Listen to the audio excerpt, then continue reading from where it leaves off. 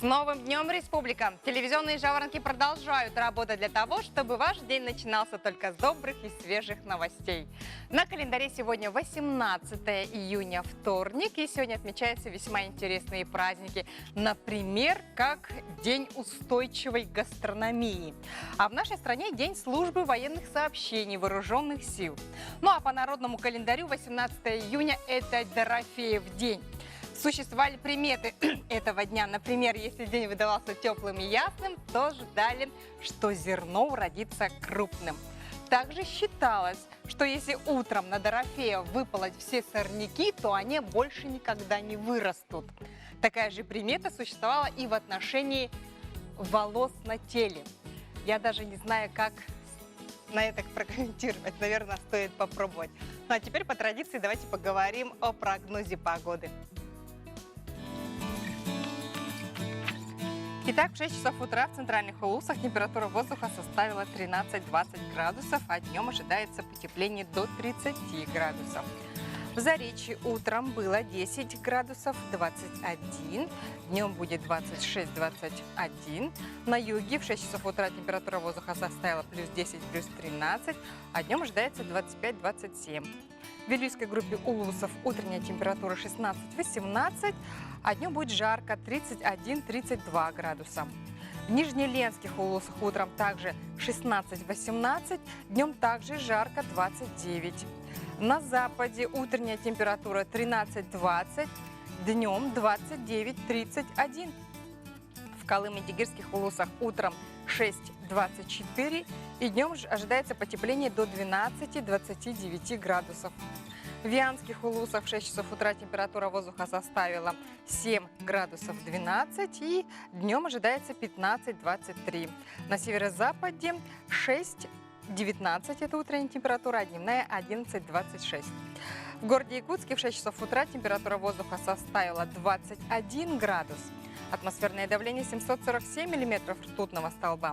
Ветер восточный 7-12 метров в секунду. И днем ожидается также жарко 29-31 без осадков.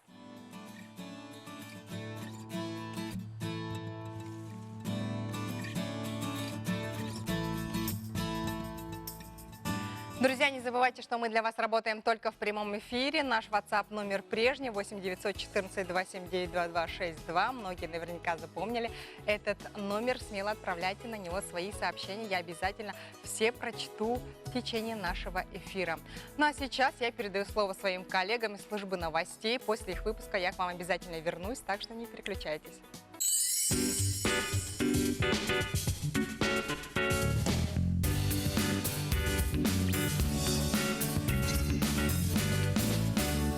Между тем, в Мирном прошел инвестфорум «Западная Якутия». Его участниками стали более 300 представителей 9 районов республики. Далее тему продолжит наша постоянная рубрика «Пульс экономики».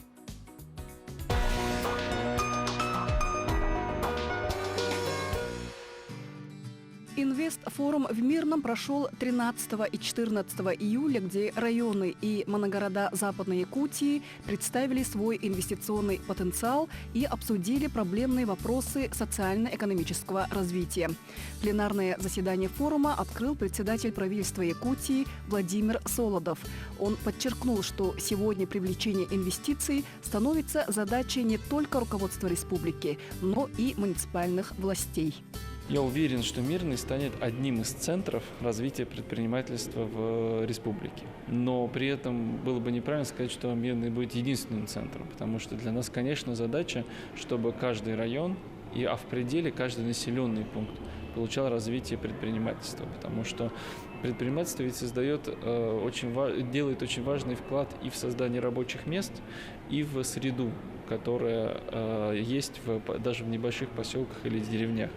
Поэтому я считаю, что как минимум все районные центры, 9 районов Западной Якутии, про которые мы говорили, имеют все возможности, чтобы стать локальными центрами предпринимательства. Акцентом форума стало развитие малого и среднего бизнеса и их вовлечение в экономическую деятельность республики. На нескольких площадках предприниматели представляли свои бизнес-планы потенциальным инвесторам, а обучение по теме привлечения финансирования прошли 67 предпринимателей. было представлено 11 проектов с общей суммарной потребностью финансирования 1 300 000 000 рублей, которые позволят создать примерно 600 рабочих мест новых, не связанных с деятельностью градообразующего предприятия. То есть цель нашей встречи – это очень быстро рассмотреть и дать максимальный, так сказать, компетентный экспертный ответ, фидбэк на представленные проекты. На самом деле мероприятие, можно сказать, получилось успешным. По итогам форума в Мирном подписали 14 соглашений и дали толчок инвестпроектам Западной Якутии. Наталья Колесова специально для рубрики «Пульс экономики».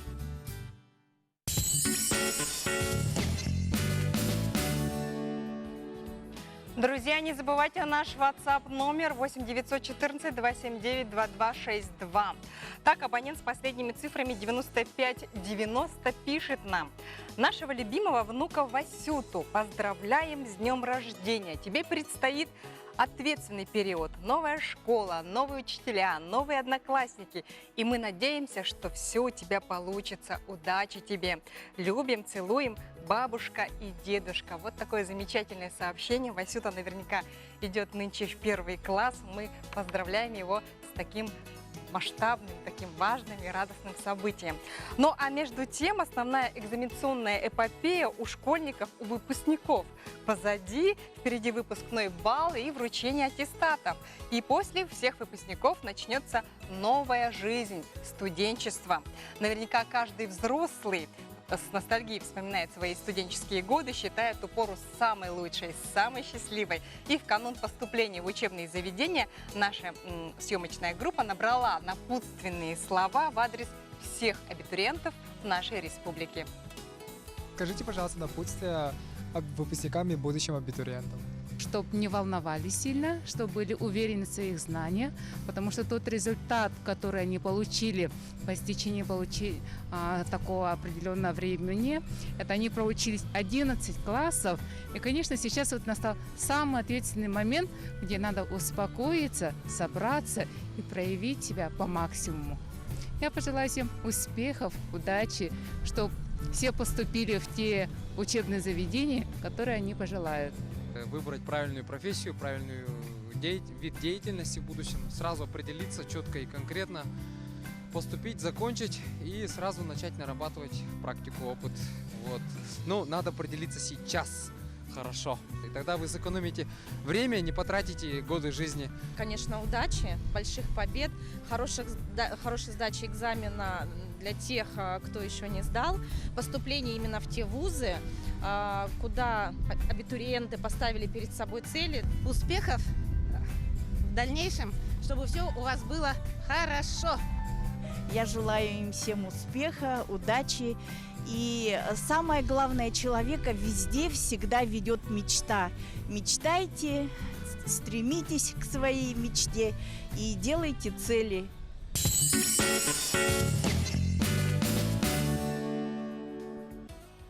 Замечательные напутствия в адрес всех выпускников нашей республики. Я хочу присоединиться к тем словам, что нужно действительно мечтать и стремиться к своей мечте. Но мы продолжаем наш утренний эфир.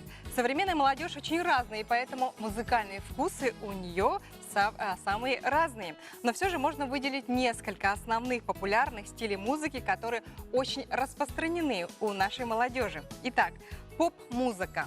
Этот стиль все мы прекрасно знаем. Это музыка, которую крутят по радио и музыкальным каналам. Также различает такое музыкальное направление, как рэп или хип-хоп, а также рок. Мы тоже все об этом знаем. А вот что такое дабстеп или инди, мне во всяком случае неизвестно. Может быть, герои нашего следующего сюжета подскажут нам. Инди, рок, хип-хоп и клауд-рэп считаются популярными на данный момент музыкальными жанрами. А давайте узнаем, чьим песням любит подпевать современная молодежь. Нирвана, AC/DC, Рамштайн. Электронную музыку? У меня нет какого-то определенного жанра. То, что нравится, то и слушаю. Я люблю слушать старые советские песни. Группа Straight Out – недавно образовавшаяся группа школы современной музыки «Дом музыкантов», которая открылась в сентябре 2018 года и уже может похвастаться талантливыми учениками. Я вообще хожу в ДШИ 6 лет, и там занималась академическим вокалом, то есть пою в хоре, Вот, и в лагере, вот в прошлом году я нашла объявление в Инстаграм, решила записаться, и там вот началось, это все начало отходить от академического вокала, мне это понравилось, и я решила остаться вот в этом жанре. Я слушаю очень много жанров, разные среди них типа ретро-вейв, там, но в основном я слушаю рок.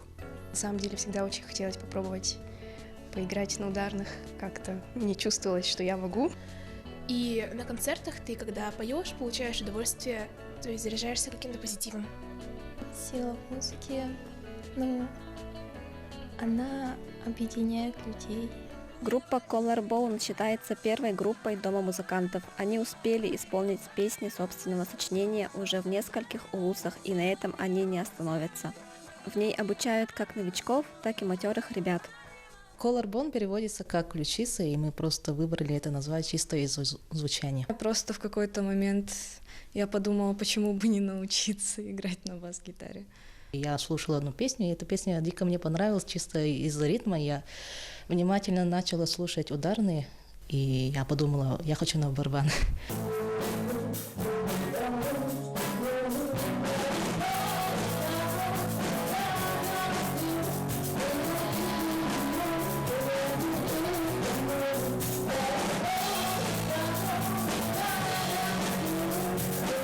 Песни могут собраться сами постепенно, или же в один миг просто вдохновение, эмоции могут вспыхнуть, и ты можешь написать что-то сразу. Она пишет текст, а я музыку.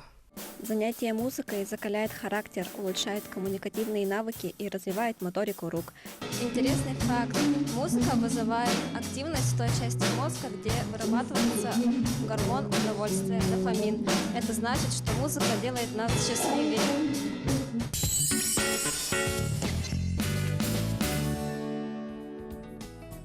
А между тем в Якутске и в некоторых районах Якутии наступила настоящая жара. Температура в эти дни держится около 30 градусов. Конечно, в такую погоду обязательно следует носить головной убор и побольше пить воды, ведь она лучший напиток для утоления жажды. Но что делать, если хочется что-то вкусное, но при этом полезное? Оказывается, существуют напитки, освежающие и придающие силы. Они, конечно, не заменят воду, но для разнообразия их можно включить в летний рацион. В клетках организма содержится вода, защищающая человека от перегрева, переохлаждения и от интоксикации. Если в рационе мало питья, усиливаются окислительные процессы, а это может привести к болезням. Утолять жажду в летний период рекомендуется чистой водой. Пить воду в жару стоит от 1,5 до 3 литров для взрослого человека. Для ребенка норма 40 мл жидкости в сутки на 1 кг массы тела. За один прием не стоит выпивать больше стакана. Пить надо не торопясь, маленькими глотками. Домашний лимонад в жару, содержащий чистую прохладную воду без сахара с добавлением сока лимона, свежих фруктов и ягод, листьев мяты – чудесное освежающее питье. Такой напиток можно назвать структурированной фруктовой водичкой. Самодельный ароматный лимонад пьется с большим удовольствием, чем простая вода, и в то же время практически не содержит калорий по сравнению с покупными газировками, углеводными бомбами. Чай каркаде из лепестков гибискуса прекрасно утоляет жажду и бодрит, содержит антиоксиданты, замедляющие старение. Лимонная кислота придает кислинку, а аскорбиновая повышает иммунитет. Помимо этого он препятствует размножению болезнетворных бактерий, повышает иммунитет и тонус, положительно влияет на сердечную деятельность. Минеральная вода в жару хорошо освежает и стимулирует аппетит. В составе чистая вода, растворенные соли, важные для обмена веществ и углекислый газ. Но все же лучше перед употреблением минеральной воды посоветоваться со специалистом. Травяные и фруктовые чаи восполняют баланс жидкости в организме, тонизируют, укрепляют сосуды, насыщают витаминами. Разбавляйте чай водой до такой степени, чтобы вкус ощущался только слегка. Можно добавить немного лимона и меда. Храните в холодильнике. Ягодный морс богат органическими кислотами, которые нормализуют микрофлору кишечника и уничтожают болезнетворные бактерии. Польза ягодного морса в том, что сезонные ягоды – это кладезь витаминов, отличное жаропонижающее, снижает уровень сахара в крови. Лучше не добавлять сахар, а класть побольше фруктов и ягод. Вот такие напитки можно смело пить во время летней жары. Но помните, что жажду лучше всего утоляет все-таки природная вода.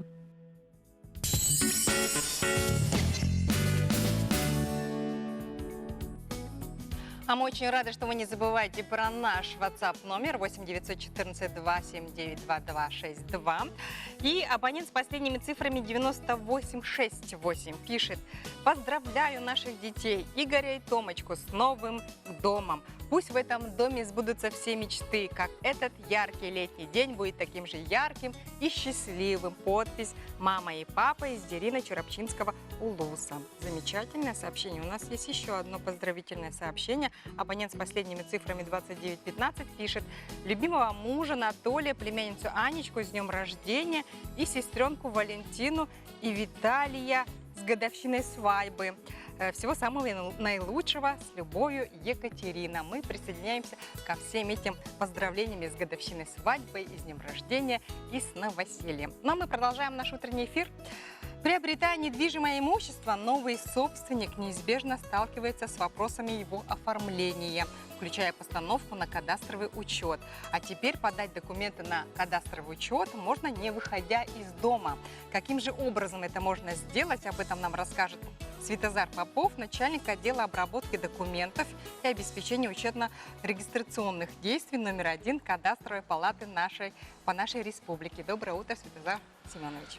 Доброе утро. Скажите, итак, какими услугами, электронными услугами можно воспользоваться и подать документы на кадастровый учет? Так, электронные услуги Росреестра, они возникли не сегодня, они уже 2010 года работают, но время идет, и с каждым годом потребность в электронных услугах все повышается. Как вы сказали, что можно подать, не выходя из дома, основным условием для этого является наличие электронно-цифровой подписи. При этом заявитель может подать и заявление, и прилагаемые к нему документы, заверив своим электронно-цифровой подписью. А вообще это портал должен быть каким? Госуслуги? Что это? Ну, способов есть 3 способа основных. Это через регистрацию на портале Росреестра, то есть личный кабинет будет у правообладателя, и есть через веб-сервисы. Это сторонние организации коммерческие, они сделали несколько таких есть программ, которые взаимодействуют с порталом, и через них тоже можно подать.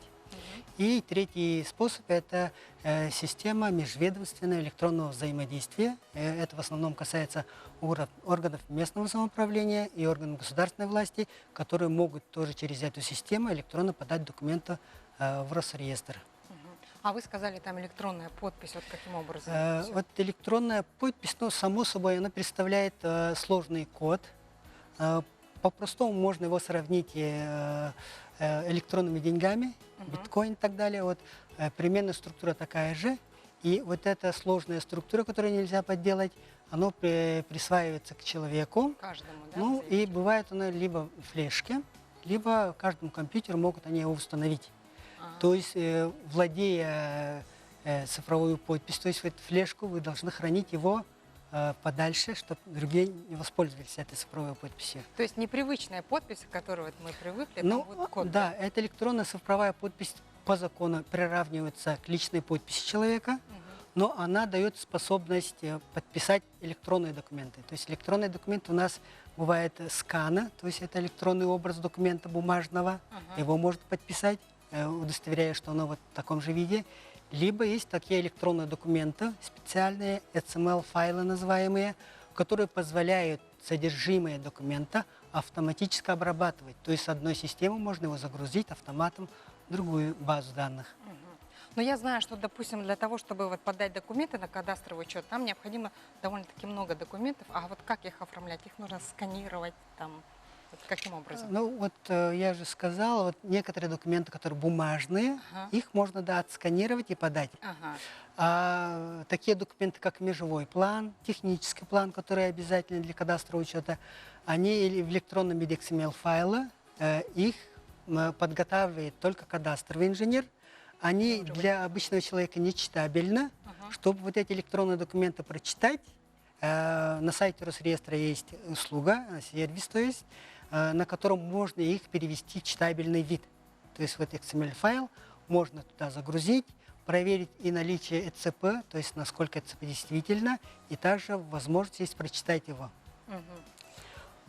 Так, и какая общая картина кадастрового учета земельных участков на нашей территории? Еще дополнительно я скажу, что Федеральная кадастровая палата тоже может выдавать электронно-цифровые подписи. Те лица, которые желают получить электронно-цифровую подпись, могут обратиться по улице Кулаковского, 21 в городе Якутске. И насчет общей картины? Ну, мы работаем уже с 2000 года, появилась кадастровая палата, поэтому уже у нас почти 20 лет будет кадастровый учет в Республике Саха-Якутия. И на сегодняшний момент около, чуть больше миллиона объектов недвижимости, они поставлены на кадастровый учет. Половина – это земельные участки, чуть больше половины – объекты капитального строительства.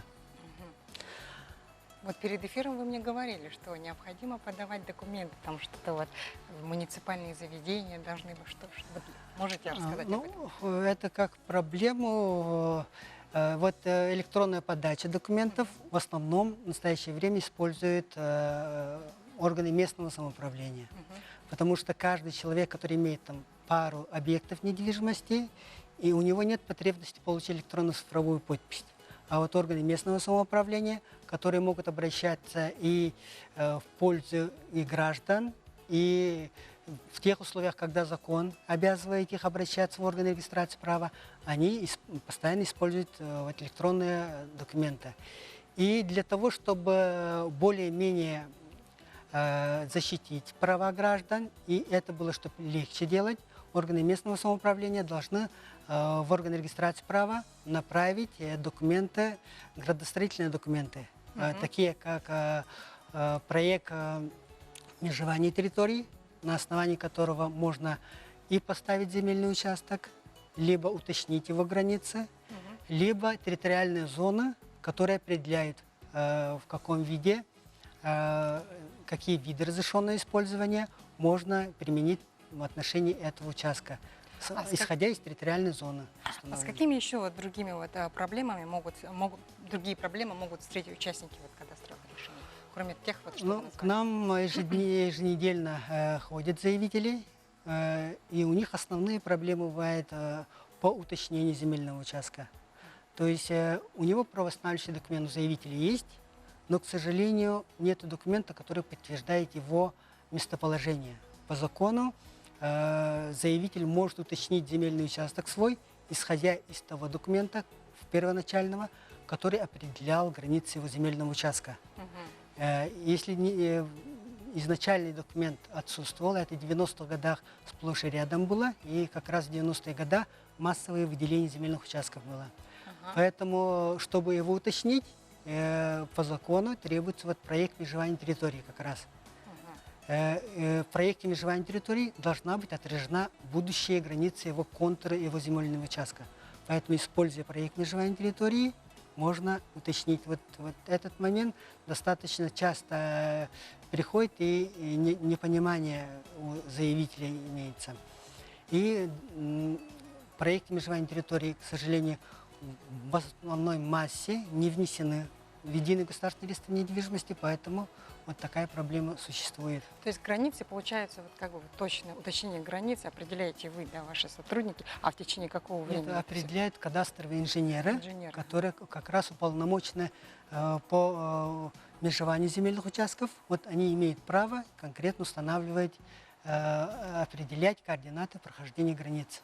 Что ж, огромное спасибо за полезную информацию. Я желаю вам удачи, отличного настроения. Приходите к нам еще. Дорогие друзья, сейчас мы уходим на короткую рекламную паузу. Не переключайтесь и не забывайте, что для вас мы работаем только в прямом эфире. Наш WhatsApp номер 8 914 269 279 2262.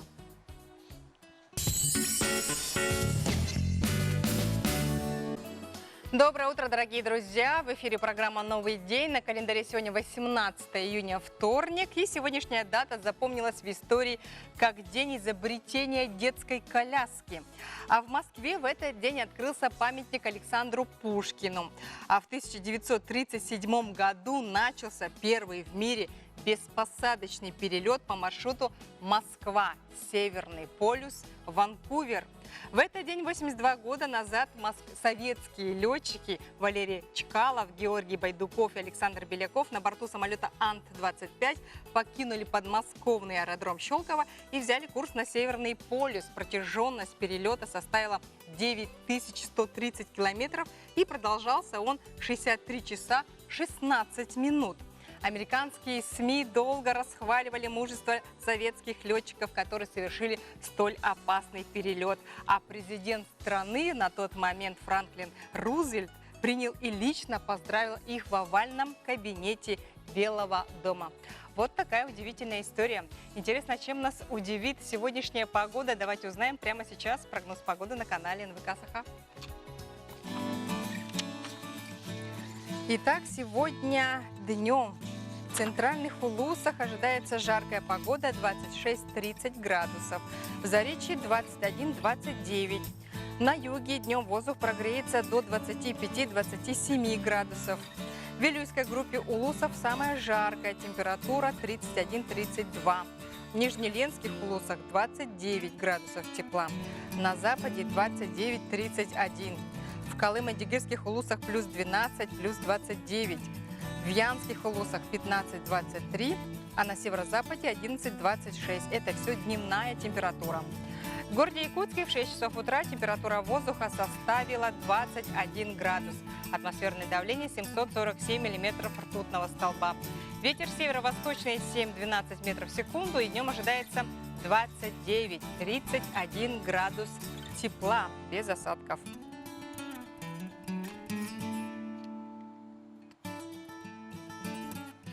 Итак, в Якутии наконец наступила настоящая жара. Температура, как вы поняли, держится около 30 градусов. И, кстати, если столбик термометра начинает зашкаливать, оказывается, можно рассчитывать на сокращенный рабочий день. Все подробности в нашем следующем сюжете. Температура воздуха на республике Саха-Якутия сейчас в данное время является очень высокой. На большей части территории республики высокие температуры, и в связи с этим эта тема является актуальной. Гигиенические требования к микроклимату рабочих помещений регламентируются гигиеническими требованиями к микроклимату производственных помещений, а также гигиеническими требованиями к физическим факторам на рабочих местах. В понятие микроклимата входят такие параметры, как влажность воздуха, температура воздуха, скорость движения воздуха, а также температура воздуха рабочих поверхностей. В случае, если температура воздуха по рабочему помещению приблизилась к 28,5 градусам, рекомендуется сокращать продолжительность рабочего дня на 1 час. При повышении температуры до 29 градусов на 2 часа, при повышении температуры до 30,5 градусов на 4 часа. Для профилактики перегревания организма необходимо организовать рациональный режим работы. При работах на открытом воздухе температура наружного воздуха, если 32,5 градуса и выше, продолжительность периодов непрерывной работы должна составлять около 15-20 минут. В последующем продолжительность отдыха не менее 10-12 минут в охлаждаемых помещениях.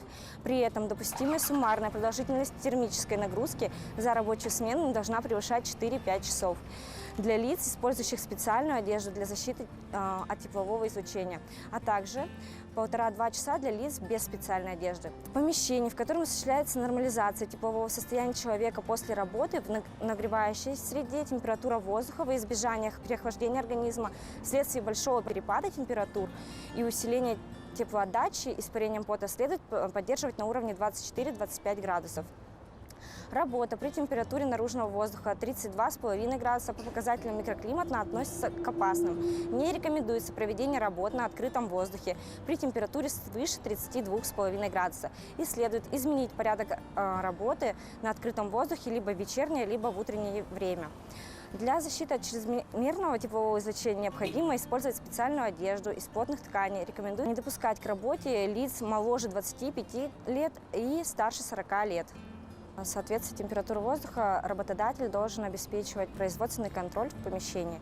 То есть он может обратиться к ФБУ, Центр генной эпидемиологии, заключить с ними договор и провести измерение температуры воздуха, чтобы работникам было оптимально оптимальные условия труда создать для работников. Это проводится по санитарным правилам 2 раза в год. А если вы видите, что температура воздуха в офисе, допустим, превышает положенную гигиеническими нормативами, то тогда можно провести дополнительные исследования.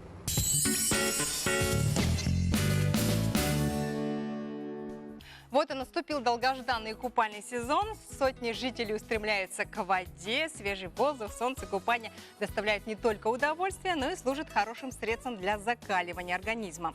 Но вместе с этим вода уносит и жизни.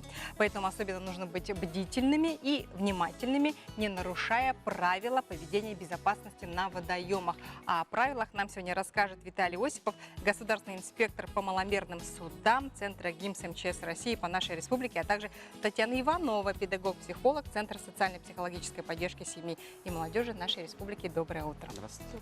Ну, Виталий, первый вопрос к вам. Да, в каких водоемах, где вообще на территории Якутска можно купаться?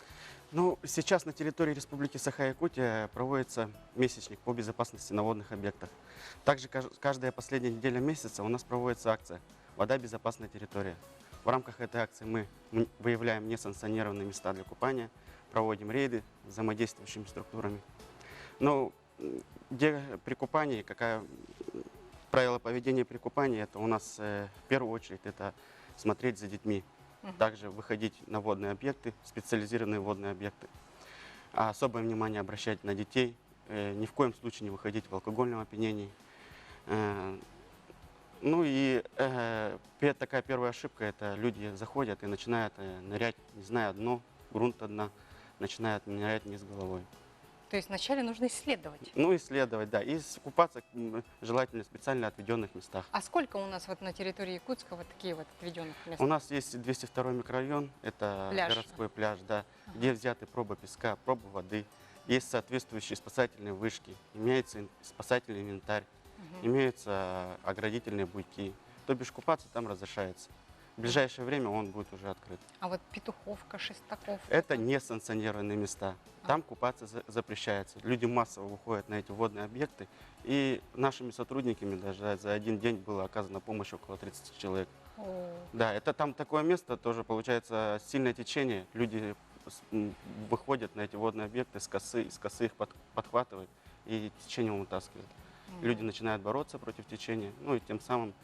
А на самой Лени, вот многие же выезжают на острова, там и прохладнее вода намного, вот можно там купаться? Ну, тоже, это же тоже несанкционированное место, да. Но всегда надо быть аккуратным, осторожным. Вода – это зона повышенной опасности. Еще такое вот несанкционированное место – это у нас Якутский речной порт, заход в канал. Там интенсивное движение судов, люди купаются от проходящих судов совсем недалеко. И тоже мы проводим рейды с взаимодействующими структурами, это с транспортной полицией, по делам, сотрудниками по делам несовершеннолетних, административная комиссия города Якутска. И тоже проводим профилактику, общаемся с людьми.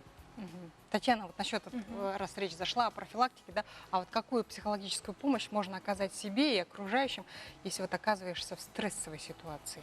Так, ну, как бы в стрессовую ситуацию может попасть любой человек, так? И обычно условно делят людей на две категории. То есть первая категория – это когда человек остается в спокойном состоянии, он рационально мыслит и управляет своими эмоциями. Вторая категория людей, которые подвержены как бы стрессам, да, и они нерационально мыслят, то есть такое патологическое состояние, когда впадают в панику. И в такие моменты обычно как бы не оказывается ни врачей, ни спасателей, да? И очень важно в такие минуты, допустим, как оказать себе поддержку, дыхательные техники помогают, да? Или же, например, побыть рядом с человеком и в тыльной стороне, например, плеча, поглаживание, то есть должен быть контакт и должно идти информирование, что вот спасатели уже едут, скоро будут врачи. И главное здесь это информирование. Ни в коем случае нельзя говорить, все будет хорошо, потому что может быть не все хорошо, да, то есть человек впадает в панику, у него страх. А какие слова нужно тогда подобрать в этом случае? Главное это информирование. Вот через сколько-то минут прибудут спасатели, да, мы уже вызвали. В таком вот формате, да, и при этом, когда человек в экстремальной ситуации впадает в панику, На самом деле это нормальная реакция на ненормальную ситуацию. А как себя вести, вот когда я тю-тю-тю, да, если человек сам тонет, вот все-таки стрессовая ситуация, Виталий, как себя вести? Тут успокоиться же невозможно, и никакой дыхательной гимнастики ты не сделаешь. Ну да, тут надеяться на себя надо. Ну, если вдоль береговой линии вы увидели, что это оживленная местность, запросите о помощи. Закричать. Да, запросите о помощи в первую очередь. Ну а если вы находитесь не в оживленной местности, тут уже надейтесь на себя, сохранять как можно больше спокойствия, сохранять как можно больше сил. И все равно надеяться на то, что ты выберешься, ты сделаешь это. Ага. Да, действительно так. Татьяна, расскажите, вот сейчас вы готовитесь к проекту «Спасая жизнь». Что за проект такой? Ну, с начала 2015 года в России запустился такой национальный проект «Научись спасать жизнь» Центром социальной экстренной психологической помощи МЧС России.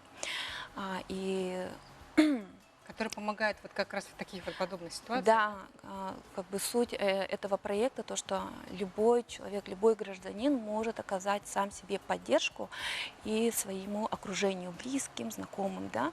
То есть без специального образования можно оказать психологическую поддержку, доврачебную помощь, например, да. Есть специальные пособия, которые можно найти на сайтах МЧС России, или же можно скачать бесплатное приложение «Мобильный спасатель». То есть, получается, не только сотрудники МЧС, как в Италии, но и простые жители могут воспользоваться, да, даже вот принять участие в этом проекте. Звонок. Огромное спасибо вам за увлекательную, полезную информацию.